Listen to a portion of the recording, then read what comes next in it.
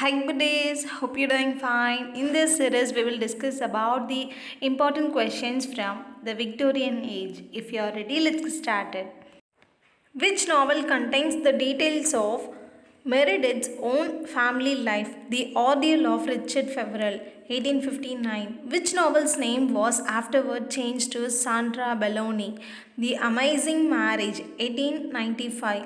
What is the sequel of Sandra Belloni, The Tragic Comedians, 1880? Who is known for the Condition of England novel, Meredith? Who became the Prime Minister in 1868 and 1870? Elizabeth. Who wrote Barsetshire novels? Charles Kingsley.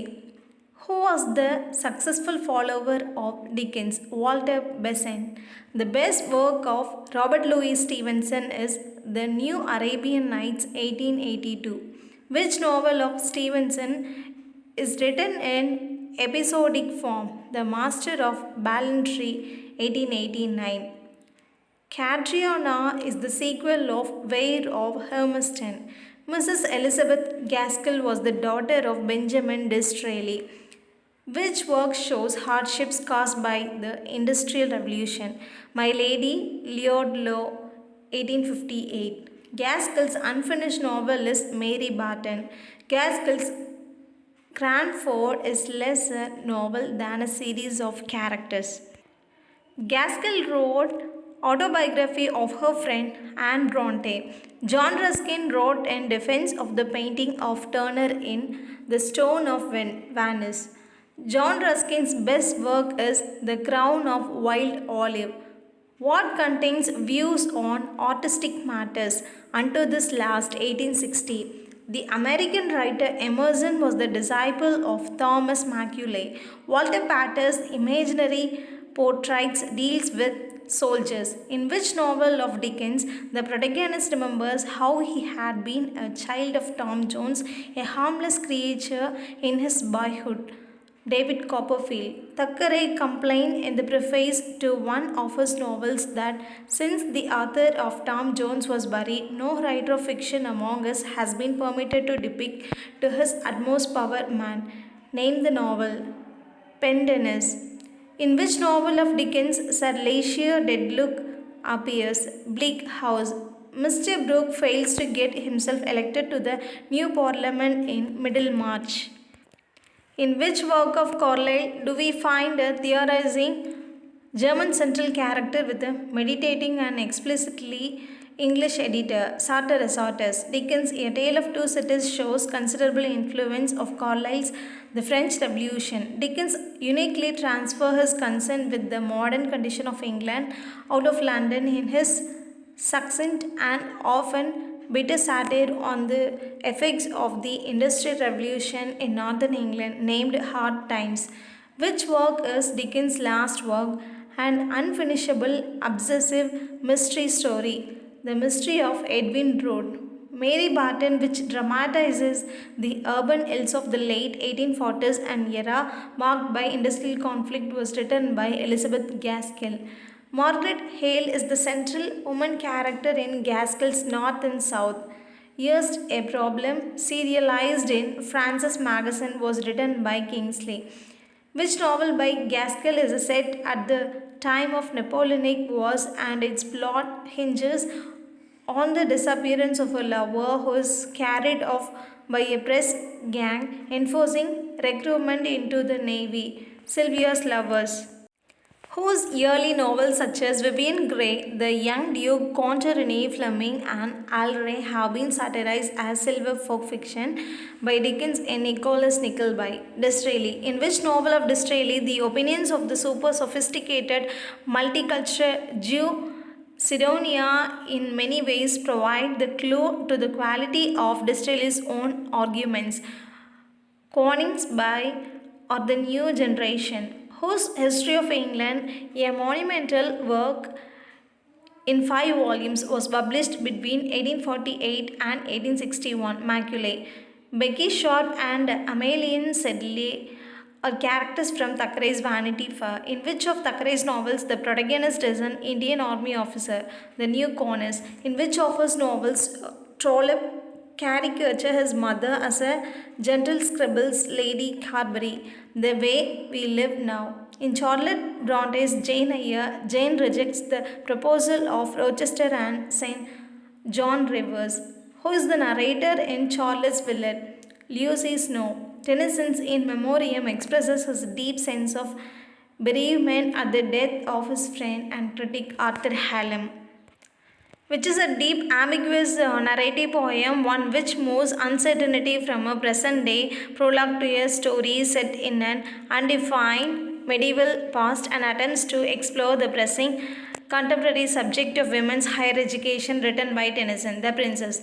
The old order changeth, yielding place to new, and God fulfills himself in many ways. This is an extract from Tennyson's Martyri Author. Which of Tennyson's love poems begins starkly with the words I hate, Maud? The radical Victorian poet who wrote poems and ballads and songs before sunrise is Swinburne. The Earthly Paradise is written by Morris. A Dream of John Ball and News from Nowhere was written by Morris, who is the author of Goblin Market, an extraordinary poem in its time, the spiritual message in which stretches from childish fears to sexual threat and female self-assertion. Rossetti. Aurora Leigh, a poem in 9 books written by Elizabeth Barrett Browning, is a blank verse novel. She thanked me, good, but thanked somehow.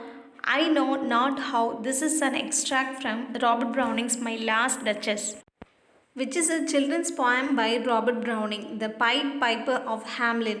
The Moonstone, a multiple narrative which roughly explores the nature of detection and the vagaries of memory observation, is the masterpiece of William Will Collins.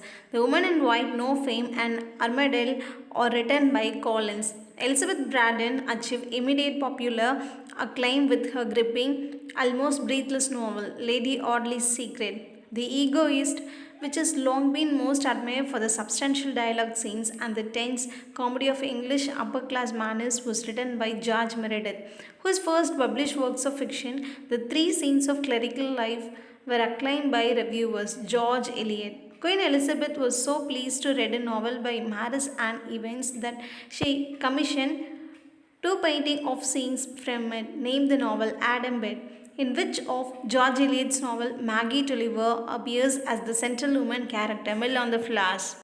Middlemarch, published in 1871 to 1872, which is very closely related to the determining spirit of the age, is set in the years 1829 to 1832. Whom does Dorothea marry in the end in Middlemarch? Ladislaw, who is the first lover of Dorothea, whom she addicts in Middlemarch, Sir James Chatham. The leading philosopher and ardent advocate of the extension of democracy, who wrote the essay on liberty, is John Stuart Mill, who wrote Culture and Anarchy, playfully dividing English society into 3 constituent classes: a barbarian aristocracy, a Philistine bourgeoisie, and an unfettered populace. Matthew Arnold. Oh, born in days when wits were fresh and clear, and life ran gaily as the sparkling Thames, before the strange disease of modern life with its sick hurry, its divided aims, it it taxed, its palsied hurls was rife. This is an extract from Arnold's Scholar Gypsy, in which of his poems Arnold returns to the contours of the Oxfordshire landscape, but now imbues them with reminiscence of the Greek and Roman pastoral tradition. Thyrsis. Amos Day Voyage, a sequence of verse letters, is the best known poetry of Arthur Hood Clough. The Oxford movement in the Victorian period started in the early 1830s. In 1860, A.H. Clough has started a series of essays in Cornhill magazine concerning the economic and social integrity of mid-Victorian England, but was obliged to stop it soon. In 1862, it appeared as a book entitled Unto This Last, who is the author of volumes of essays such as Modern Painters, Stores of Venice, Yellow, Ruskin. One of the most articulate and influential disciples of the Oxford movement who authored some 150 works and most notably The Hour of Redcliffe and The Trial is C.M. Yonge, a dominant figure amongst the regional leaders of the Oxford Revival, who wrote the novel Loss and Gain, and J.H. Newman, who wrote The Importance of Being Earnest, mocking at the mid-Victorian confidence and earnestness. Oscar Wilde, who is the author of The Women of England, that outlines the role of female sex as being of service to the male members of the family. Mrs. Ellis. What was the original title given to Charles Lamb's John Woodville, Bride's Cure?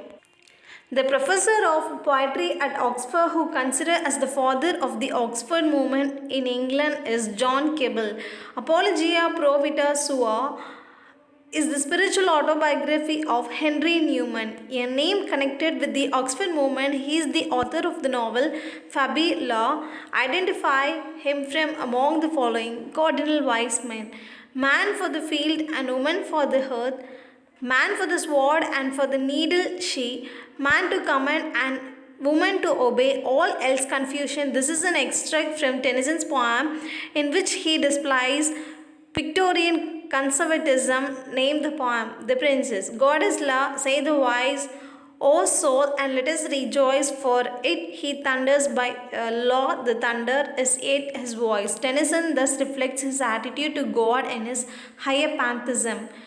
All love, let us be true to one another, for the world which seems to lie before us like a land of dreams, so various, so beautiful, so new, hath really neither joy, nor love, nor light, nor certitude, nor peace, nor help for pain.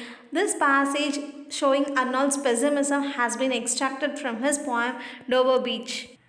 Arnold reflects his despair at common human testing in the following lines: most men eddy about here, there, eat and drink, or rise aloft, or hurl in the rest, striving blindly, achieving nothing, and then they die, perish. In which poem do these lines occur?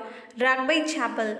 Thou shalt have one God only, who'd be at the expense of two. No graven images may be worshipped except the currency. Which poem of A.H. Clow contains these lines? The latest Decalogue. Unborn tomorrow and dead yesterday, why fret about them if today be sweet? Who has thus hedonistically rejected the apprehensions of Arnold? Edward Fitzgerald. Morris and Swinburne belonged to the school of poetry which rejected didacticism of moralization as one of the aims of poetry. What is this school called as? Pre-Raphaelite school. Sigurd the Old sang an epic of the old northern warrior who had defined death and fate, is written by William Morris, who criticized the pre-Raphaelite poetry severely in his essay The Fleshly School of Poetry. D.G. Rossetti, Robert Buchanan. In poems such as Fra Lippo and Andrea del Sarto, Browning reflects his love for Italy. The White Ship, Sister Helen, and Eden Bower are D.G. Rossetti's famous ballads, who gave up the criticism of art for criticism of society, saying no one could go on painting pictures in a burning house. Ruskin, who wrote in his book Sign of the Times, it is the age of missionary in every outward and inward sense of that word. Carlyle, who has severely criticized the social and industrial condition of the Victorian age in his past and present. Carlyle, I am not denying the women are foolish. God Almighty made them to match men. Who has been quoted here? George Eliot, the famous author of The Picture of Dorian Gray, who was sentenced to 2 years jail on charges of homosexual practice, is Oscar Wilde. The leader of the decadent movement, he joined hands with Henry Highland in bringing out a periodical, The Yellow Book. Identify him. Arabia. The poet who wrote Barrack Room Ballads and The Seven Seas is Rudyard Kipling. The Princess 1847 is written in a mock heroic style, from which poem of Tennyson the following lines have been taken: there lives more faith in honest doubt, believe me, than in half the creed. In memoriam. How many poems are there in The Idylls of the King? 12. The last poem written by Tennyson in anticipation of his death is The Dreamer. Identify the poet about whom it can be said that he is the greatest poet among English critics and the greatest critic among English poets. Matthew Arnold. Thank you so much for watching this video till the end. If you are having any suggestion, let me know in the comment section. We'll see you next video. Tada, bye bye.